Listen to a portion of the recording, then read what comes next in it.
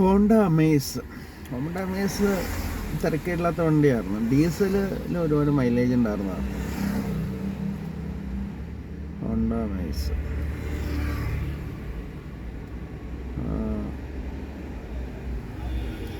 Diesel automatic ആണെങ്കിൽ gear ആണെങ്കിൽ mileage ഉണ്ടെന്ന് ട്രാവൽ ചെയ്യാൻ. ഞാൻ മേടിക്കുന്ന സമയത്ത് ഹോണ്ട അമേസിൻ്റെ മോഡലൊരു കാഴ്ചയ്ക്കൊരു സുഖം ഉണ്ടായിരുന്നില്ല. അത് മാത്രമല്ല, ഞാൻ അന്ന് മേടിക്കുന്ന സമയത്ത് നമ്മുടെ ഒരു ഫ്രണ്ട് ഡോക്ടർ ജോസഫ്, പുള്ളി സിറ്റി മേടിച്ച സിറ്റി അമേസൊക്കെ പുള്ളിയുടെ കയ്യിലുണ്ടായിരുന്നു. അപ്പോൾ ആദ്യത്തെ സിറ്റി സൂപ്പറായിരുന്നു. പിന്നെ ഇറങ്ങിയ സിറ്റിക്കും അമേസിനും അമേസിന് ഒരുപാട് പ്രശ്നം ഉണ്ടായിരുന്നു. അതായത് അതിൻ്റെ സസ്പെൻഷൻ ഇഷ്യൂസ്, അത് 10-25,000 രൂപ വെച്ചൊക്കെ ഓരോന്നും മാറേണ്ടി വന്നതാണ്. അപ്പോൾ പിന്നെ എനിക്കതിൽ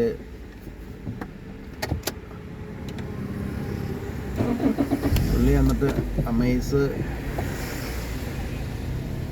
അത്ര ഹാപ്പി അല്ലായിരുന്നു. ആദ്യത്തെ സിറ്റി എനിക്ക് തോന്നുന്നു പണ്ടത്തെ മോഡൽ സിറ്റിയില്ല, അത് പുള്ളി ഭയങ്കര ഹാപ്പി ആയിരുന്നു. 15 കൊല്ലം ഉപയോഗിച്ചായിരുന്നു. ഈ സിറ്റിയുടെ വേറൊരു ഷേപ്പിലൊരു സിറ്റി ഉണ്ടായിരുന്നു പണ്ട്. ആ സിറ്റി അത് കഴിഞ്ഞിട്ട് മേടിച്ച സിറ്റിയൊക്കെ പോരാറുന്നതാണ് ഹോണ്ടയുടെ.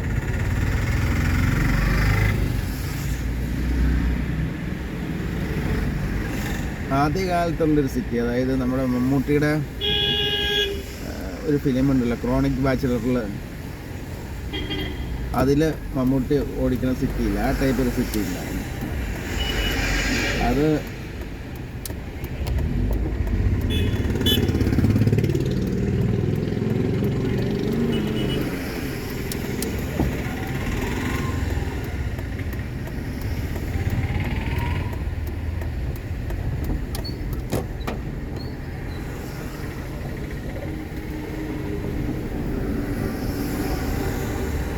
ക്രോണിക് ബാച്ചിലർ ഫിലിമിലുള്ള സിറ്റി, ആ ടൈപ്പ് സിറ്റി ആയിരുന്നു മമ്മൂട്ടിയുടെ. ഇതാണ് നല്ല സിറ്റി ആയിരുന്നു. മമ്മൂട്ടി ഫിലിമില്ലേ, നമ്മുടെ മമ്മൂട്ടിയും രംഭയൊക്കെ ആക്ട് ചെയ്ത പടം, മിക്കവാറും പനമ്പള്ളിയാറിൽ അവിടെ എവിടെയൊക്കെ എടുത്തിട്ട പടമില്ലേ, ക്രോണിക് ബാച്ചിലറാണ് പടം. അതിലൊരു സിറ്റിക്കാരൻ, അതുപോലത്തെ സിറ്റി ഉണ്ടായിരുന്നു. അത് സൂപ്പർ വണ്ടിയായിരുന്നു. പിന്നെ ഇറങ്ങിയതൊന്നും അതിൻ്റെ പോരാറുന്നതാണ്.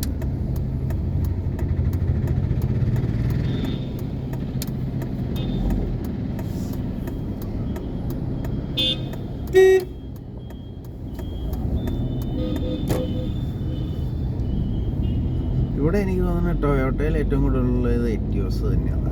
അല്ല, എറ്റിയോസ് അല്ല, മറ്റേ ടൊയോട്ട കൂടുതലും. അത് ഉത്തർപ്രദേശാണ്. അല്ല, അവിടെ വർക്ക് ചെയ്യണ ആരെങ്കിലും ആയിരിക്കും നമ്മുടെ നാട്ടുകാർ.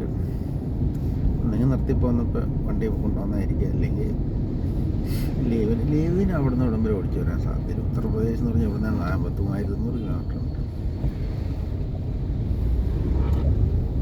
അങ്ങനെ ഓടിച്ചുകൊണ്ട് ഉണ്ടാവുമായിരിക്കുമല്ലേ, ചിലപ്പോൾ 2-3 ആഴ്ചയുള്ളപ്പോൾ. എന്നാലും 2 ദിവസം വണ്ടി ഓടിച്ചുകൊണ്ട് പോകണ്ട ഈ ബുദ്ധിമുട്ടായിരിക്കും, കുറവായിരിക്കും, സാധ്യത കുറവായിരിക്കും. അവരവിടെ വണ്ടി എവിടെയെങ്കിലും ഇട്ടേച്ച് ആരെങ്കിലും നോക്കാൻ ഏൽപ്പിച്ചിട്ട് പോലുള്ളായിരിക്കും. മോസ്റ്റ് പ്രോബബ്ലി ഒന്നെങ്കിൽ പുറത്ത് പോയി ഈ ഡൽഹി വണ്ടികളൊക്കെ ഇപ്പോൾ പലതും 10 കൊല്ലം കഴിഞ്ഞ് കഴിഞ്ഞാൽ അവിടെ എന്തോ റൂൾസൊക്കെ ഉണ്ട്. അതുകൊണ്ട് പലരും ഡൽഹി വണ്ടികൾ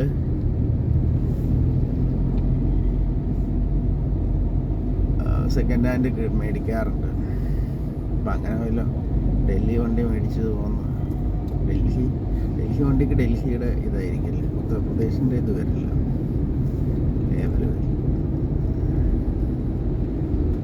ഈ ഇന്നോവയാണ് ഇവിടെ നമ്മുടെ നാട്ടിൽ ഏറ്റവും കൂടുതൽ ടൊയോട്ട കാണുന്നത്. കണ്ടോ, അത് ഇഷ്ടംപോലെ റോഡുകളിലുണ്ട്.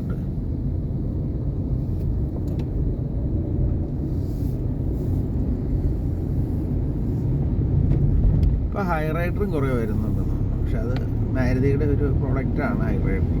ഫുൾ ടൊയോട്ട എന്ന് പറയാൻ പറ്റില്ല. ടൊയോട്ടയുടെ ഉള്ള സാധനം എന്ന് പറഞ്ഞാൽ അതിൽ ഹൈബ്രിഡ് എൻജിൻ മാത്രമേ ഉള്ളൂ, ഇലക്ട്രിക് എൻജിൻ ടൊയോട്ടയുടെ. ബാക്കി എല്ലാ സാധനവും മാരുതിയുടെ അതിലുള്ള കിടക്കുന്നത്, മാരുതി സുസുക്കിയുടെ കിടക്കുന്നത്.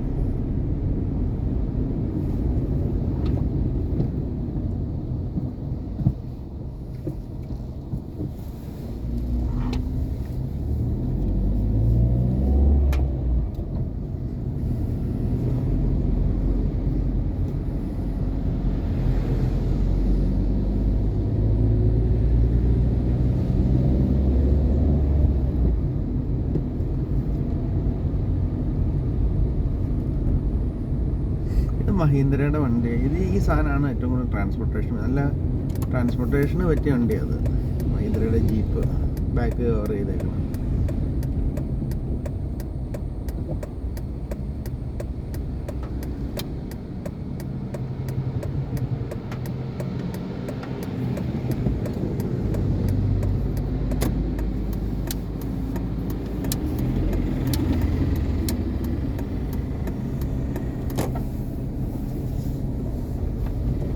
പോവാതെ ഇവിടെ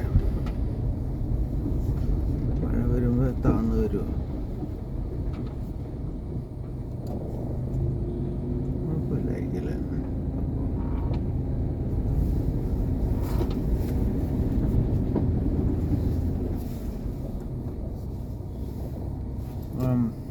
പഴം കുറച്ച് പോയപ്പോൾ